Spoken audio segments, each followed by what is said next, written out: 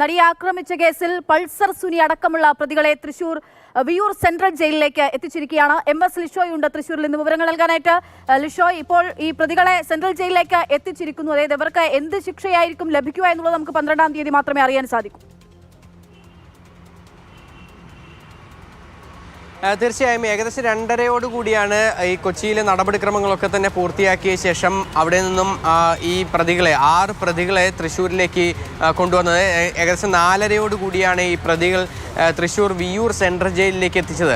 ഇനിയിപ്പോൾ അവർക്ക് ഈ സെൽ അലോട്ട് ചെയ്യുന്ന നടപടികൾ ഉൾപ്പെടെയുള്ളവ ആരംഭിച്ചിട്ടുണ്ട്. ആ നടപടികൾക്ക് ശേഷമായിരിക്കും അവർക്ക് തുടർ നടപടികളൊക്കെ തന്നെ ഉണ്ടാവുക. ഇനി 12-ാം തീയതി വിധി പ്രസ്താവിക്കുന്ന ദിവസം അവരെ ഇവിടെ നിന്ന് വീണ്ടും കൊച്ചിയിലേക്ക് കൊണ്ടുപോകും. തിരികെ വീണ്ടും ആ വിധി പ്രസ്താവം എന്താണ്, ഇവർക്ക് ലഭിക്കുന്ന ശിക്ഷാവിധി എന്നുൾപ്പെടെയുള്ള കാര്യങ്ങൾ നേരിട്ട് കേട്ടതിന് ശേഷം ആ ശിക്ഷ അനുഭവിക്കുന്നത് തുടർന്ന് വിയൂർ സെൻട്രൽ ജയിലിലായിരിക്കും. അതായത് ഈ ഒരു കേസിൻ്റെ തുടക്കം എന്നത് പറയുന്നത് നടിയെ തൃശ്ശൂരിൽ നിന്നും എറണാകുളത്തേക്ക് കൊണ്ടുപോകുന്നതിനിടെയാണ്.